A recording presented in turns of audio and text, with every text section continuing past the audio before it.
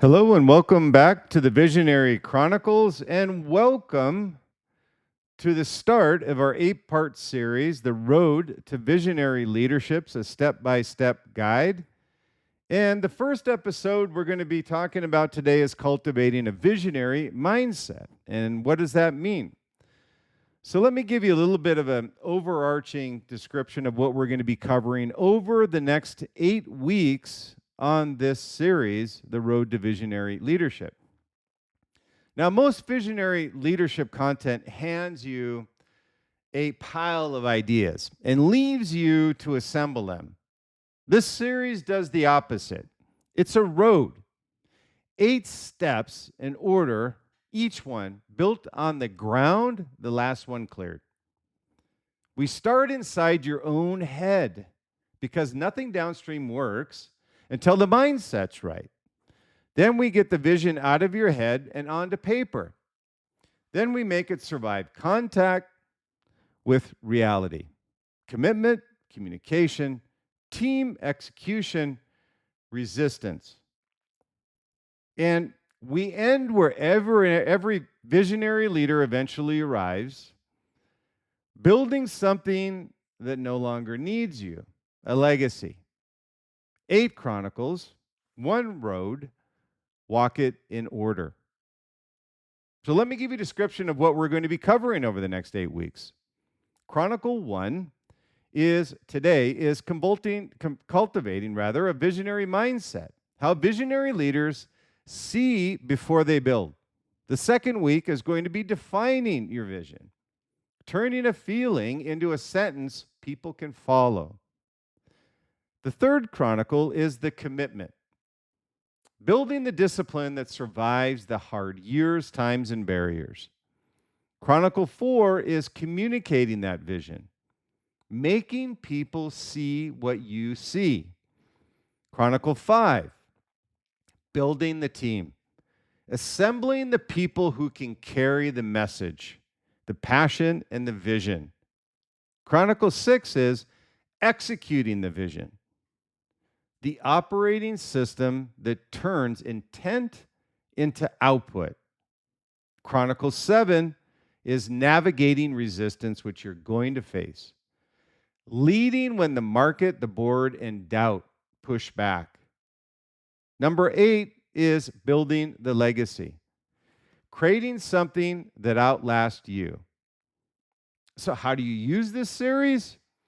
Each chronicle stands alone, but the compounding value is in sequence.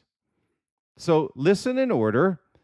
Do the exercises that I'll put in here for you as well before moving to the next one.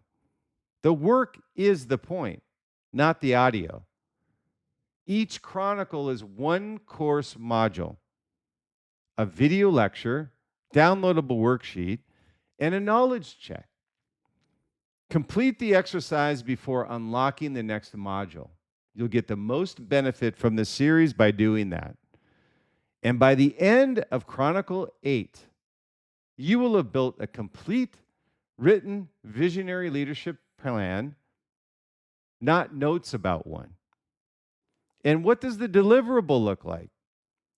Every exercise we go through produces 1 page, 8 pages. Together, they're your visionary leadership blueprint, I call it. The document you lead from for the next decade.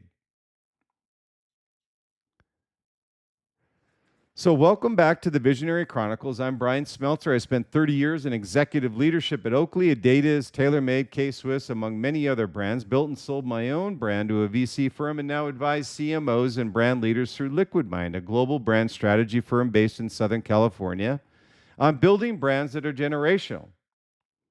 And today we're talking about Chronicle 1 of a new series that we're starting, The Road to Visionary Leadership. An 8-part series, and over the next 8 chronicles, I'm going to walk you step by step through exactly how a visionary leader is built, not born. And we start where it has to start, inside your own head. Because here's what nobody tells you. Vision is not a document. It's not a workshop. It's not a statement you hang in the lobby.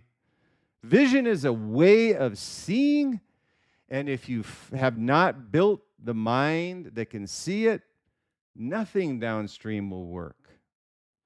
So today, we build the mind, 5 concepts, 1 exercise. Let us go. So by the end of this chronicle, you'll be able to, number 1, identify the assumptions your industry treats as fixed and test which ones actually are. Number 2, apply the 5 why principle to expose the real decision behind a status quo constraint you're facing. Number 3 is write a 10-year vision statement that is specific enough to make decisions against today. Number 4 is converting a past failure into usable data using a repeatable, what I call extraction method, what worked and what did not work and how to apply it to your next decision. Number 5 is installing 2 daily mindset practices into your calendar as non-negotiable commitments.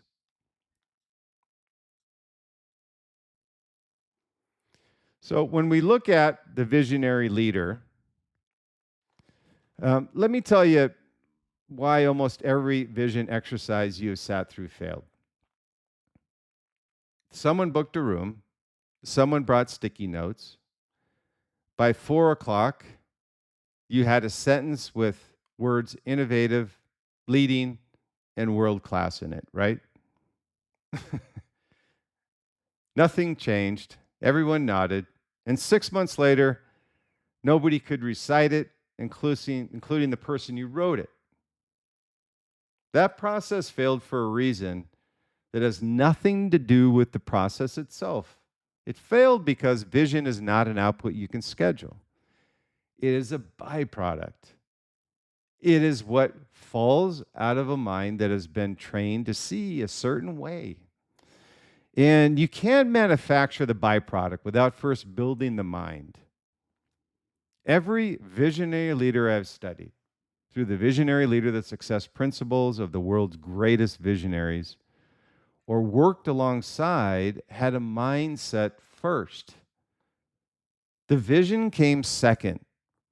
And it almost inevitably, because once you genuinely see different, you cannot help but see something. That statement was easy. The seeing was the work. That vision, the foresight, future casting, I call it. So that's where the road starts for you. Not with your vision, with the mind that will produce it. So I'm going to give you in this Visionary Chronicles session series number 1, The Road to Visionary Leadership, 5 concepts.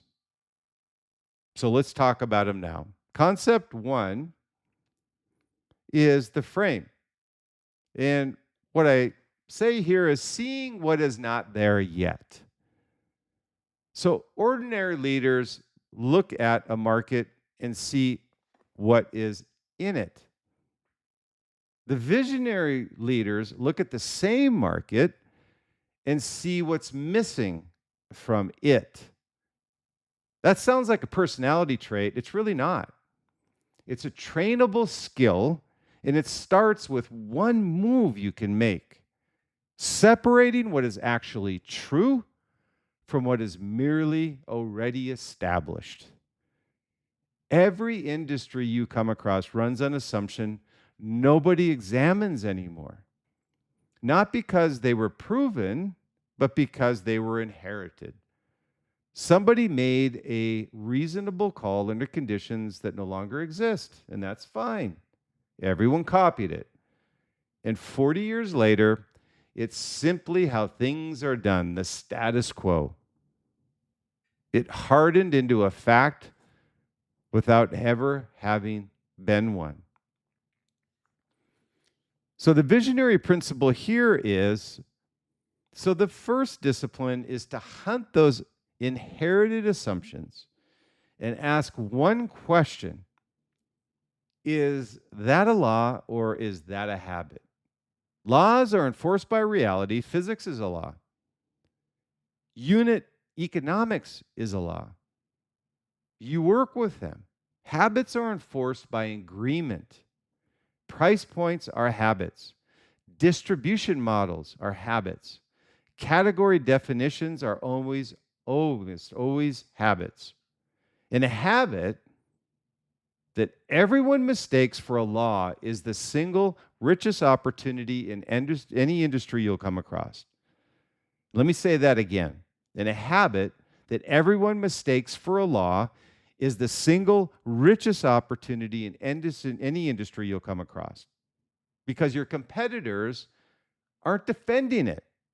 They can't even see it. So let me give you a brand example of this in action. In 2007, Airbnb's founder were told repeatedly, people will not sleep in a stranger's home. That was treated as fact about human nature. It was a habit of thought formed in the absence of any mechanism for strangers to trust each other. They did not change human nature. They built the mechanism and the fact evaporated. Everyone else saw a law. They saw a missing system. Number two is Red Bull. When Red Bull tested in the 1980s, the taste reportedly scored among the worst ever in the beverage test. You think it would have ended there, but the legend continued. Every assumption said a drink must taste good to sell, but they were not selling a beverage. They were selling a function. Taste was a law for soft drinks. It was only a habit for what he was actually trying to build, which did not exist yet, and therefore had no rules. So here's the teaching principle on this concept. It's called the law or habit test. Every constraint in your industry is either a law or a habit. A law is enforced by reality. A habit is enforced by agreement. Visionary leaders build their careers in a gap between the two because a habit that everyone mistakes for law is undefended territory.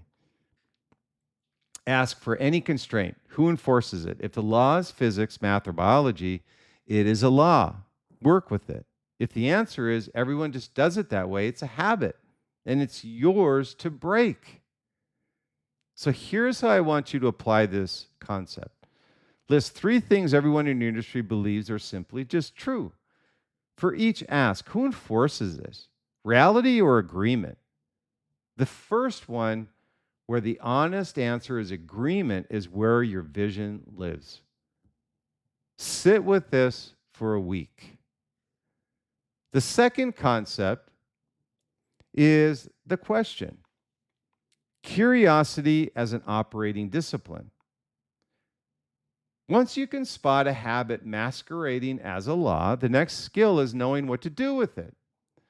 The tool is, quite frankly, embarrassing and simple. It is the question. Here's the problem. As you become more senior, asking questions gets socially expensive.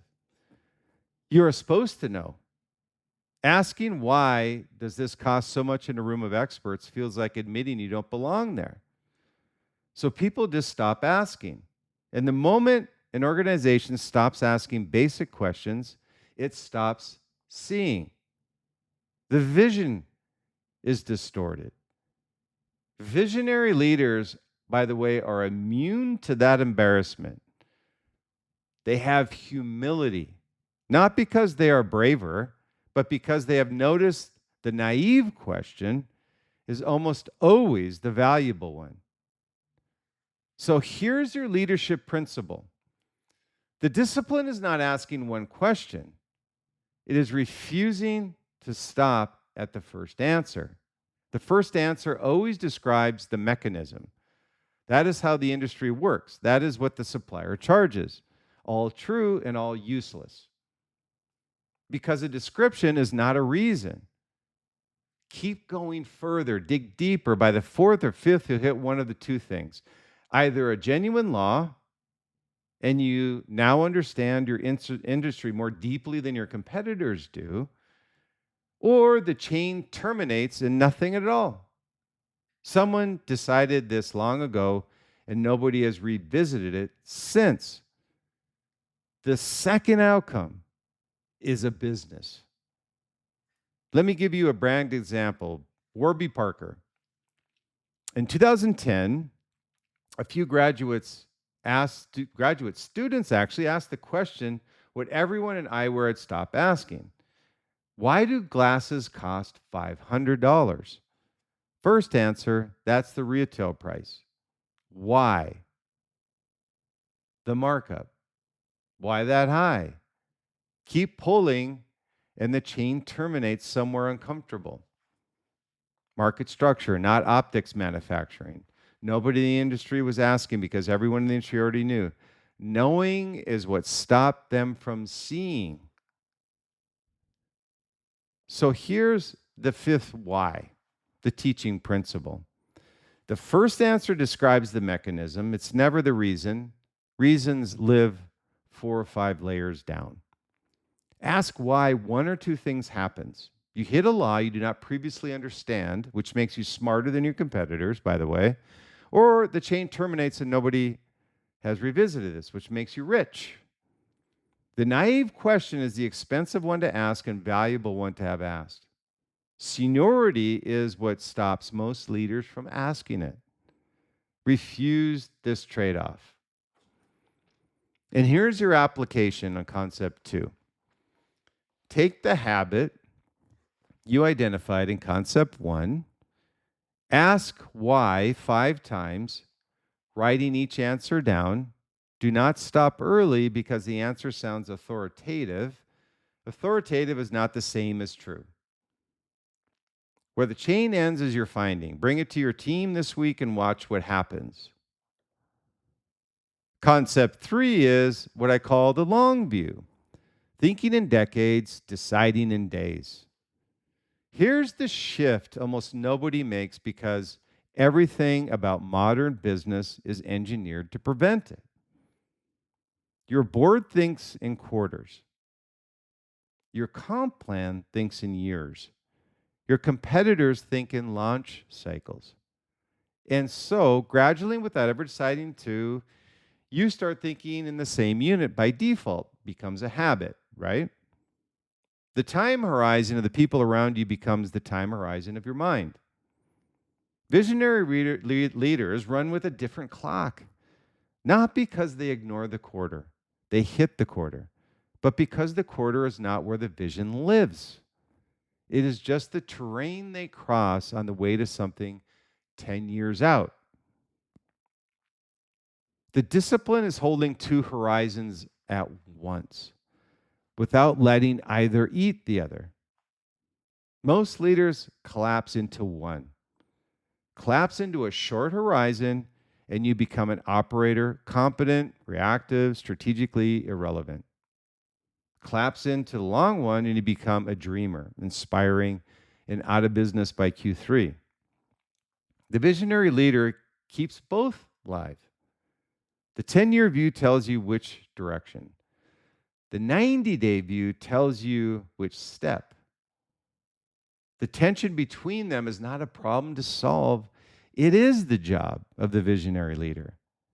And here's what the long view actually buys: the ability to make a decision your competitors cannot justify. When you can absorb a bad quarter in service of a better decade, you can do things nobody else who thinks in quarters were permitted to do. Over 10 years, that symmetry is the entire game in your goal. And here's a brand example, Patagonia. In 2022, Yvon Chouinard gave Patagonia away. Yes, he gave it away to a purpose trust and a nonprofit collective with the line: Earth is now our only shareholder. Any conventional analysis says catastrophic. The family surrendered billions. He was not optimizing for his lifetime. He was deciding what the company would still be doing in 100 years. He was anchoring his principal foundation and paid the entire enterprise value to guarantee it. That's a visionary. So here's the teaching principle on this concept, the two clocks, I call it. Visionary leaders run two clocks simultaneously and let neither one eat each other. The 10-year clock sets your direction. The 90-day clock sets your steps. Collapse into the short clock and become an operator, competent and strategically irrelevant. Collapse into the long clock and become a dreamer, inspiring and insolvent. The payoff for holding both as a visionary leader. You can make decisions your quarterly minded competitors are structurally forbidden from making. That permission is your edge. And here's your application I would like you to do. Your exercise on this concept is I want you to write one sentence describing what is true about your organization in 10 years. Make it falsifiable. Someone must be able to check in 2036 whether it happened.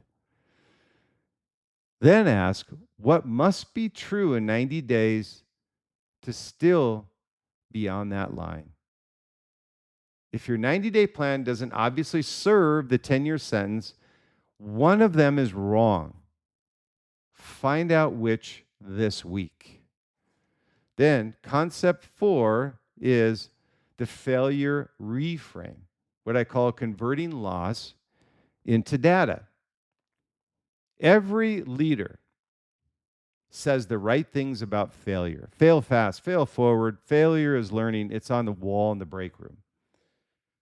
And then someone actually fails, and the organization quietly does the math on their career. That gap between the stated relationship with failure and the real one is where most visions die. Not in a dramatic moment, in 1,000 small decisions not to try the thing that might not work, made by people who watched what happened to the last person who tried. So here's your principle as a visionary leader. Visionary leaders do not have a better attitude about failure. They have a better process for it. The reframe is mechanical, not emotional. A failure is an experiment that returned a result you did not want. And I go back again to Thomas Edison inventing the light bulb. If he had stopped at 9,998, we would not have the light bulb. He made it to 10,000, and his reframe on failure was, I found 9,999 ways not to invent the light bulb. A failure is an experiment that returned a result you did not want. The result is information you could have not obtained in any other way.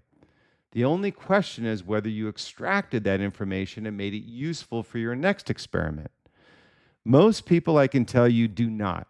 They feel the failure, metabolize the embarrassment, and then they just move on, carrying that scar for a lifetime and none of the data that can be utilized for the next experiment to move you closer to success. The scar makes them cautious. The data would have made them dangerous. They kept the wrong half. Extraction is 4 questions. What did I believe going into this experiment? What actually happened? Which specific belief was wrong? And the one nobody asks. What do I now know that my competitors who did not run this experiment still do not know? Your failures are proprietary research. Treat them that way. Nobody else paid for them. Nobody else has these findings but you. Let me give you a brand example of this concept. James Dyson built 5,127 prototypes. 5,126 failed. That gets told as a story about persistence, the shallow reading. The deeper one, each failure was a specific paid-for piece of information about what does not work in cyclonic separation. By the end, he possessed knowledge no competitor had. He did not out-persist the industry. He outlearned it. So here's your teaching principle from this concept. Failure is a proprietary research. Think of it that way. A failure is an experiment that returned an unwanted result. The result is information, and is information nobody else has, because nobody else paid for it. Most leaders keep that scar and they discard the data. They discard the evidence of their failure. The scar makes you cautious. The data would have made you dangerous. They keep the wrong half. Extraction is 4 questions. What did I believe? What happened? What belief was wrong? What did I know that my competitors do not? Run these 4 and the failure has been paid for. Skip them and you paid for nothing. And here's your practical application I want you to take away from this concept. Take your most significant professional failure, the one you still do not enjoy thinking about, run the 4 extraction questions on it in writing, not in your head, in writing. Then answer the 4th one honestly. What do you know now that your competitors still do not? Most people have never once asked it, aren't sitting on years of unclaimed research. And then there's concept 5, the daily practice. Mindset is built, not discovered. Last one, and it determines whether any of the previous 4 survive this week. There is a myth that a visionary mindset just arrives, that there's a moment, a shower, a flight, a hard conversation, you emerge seeing something differently. It makes for a good origin story, and it's almost entirely false. Nobody wakes up a visionary. The mindset is not discovered. It is built deliberately by repetition. In the same unglamorous way physical strength is built. It doesn't just happen. And like physical strength, it decays the moment you stop. If the mindset is built by practice, then the practice is the strategy. Not support for the strategy itself. And practices have to be small enough to survive a bad week. This is where almost every leader gets it wrong. They design a regimen for a person they wish they were. It collapses inside 9 days and they conclude they lack discipline. They do not lack discipline. They designed for a fantasy. 2 practices, deliberately unambitious. 2, you will generally do on the worst day of your quarter. Beat 6, you will only do good in 1 month. The compounding is in the consistency. And consistency is a function of how honest you were about your own capacity when you designed it. And it must be scheduled. A practice that lives in your intentions is not a practice, it's a wish with good branding. And let me give you a brand example of this concept. In Toyota, Kaizen gets translated as continuous improvement and filed on corporate philosophy too often, too frequently. It's not a philosophy. It's a practice, a daily scheduled act of finding one small thing and making it slightly better performed by everyone forever. No individual instance matters. That's not the point. Toyota did not become Toyota through a transformation. It became Toyota through several million tiny improvements nobody would write a case study about. So here's your teaching principle from this concept. Designed for your worst week. The visionary mindset is not discovered. It's built by repetition that decays when repetition stops. Therefore, the practice is not supported for the strategy. The practice is the strategy. Design it for your worst week, not the best one. 2 practices you do on the worst day of your quarter beat 6 you will do only in a good month. Then reschedule them. Practice that lives in your intentions is a wish with good branding. So here's your application. I want you to choose 2 practices, only 2 candidates. 15 minutes of unstructured thinking with no device. 1 law or habit question per day. A weekly failure extraction, reading outside your industry. Put both in your calendar this week as recurring, non-negotiable commitments, same status as a board meeting. If you cannot honestly see yourself doing them during your worst week of the quarter, they are the wrong 2. Pick smaller ones. So here's some final thoughts off this Visionary Chronicles. Again, the first in a series of 8 on the road to visionary leadership. Here's what I want you to take from Chronicle 1. You did not come to this series to write a vision statement. You came because you suspect you are capable of building something larger than what you're currently building. That suspicion is correct, I would assume. And the reason it has not happened yet is almost never talent, capital, or timing. It's you're seeing the same thing everyone else in your industry sees. 5 concepts today. The frame, number 1, is every constraint is a law or a habit, and habits mistaken for laws are undefended territory. Number 2 is the question. The first answer is a mechanism, not a reason. Go 5 deep, not just 1. Number 3 is the long view. Run 2 clocks and let neither eat the other. And the next is the failure reframe. Your failures are proprietary research nobody else paid for. And the last is the daily practice. Designed for your worst week, or it's not built at all. None of this produces a vision today. That is Chronicle 2.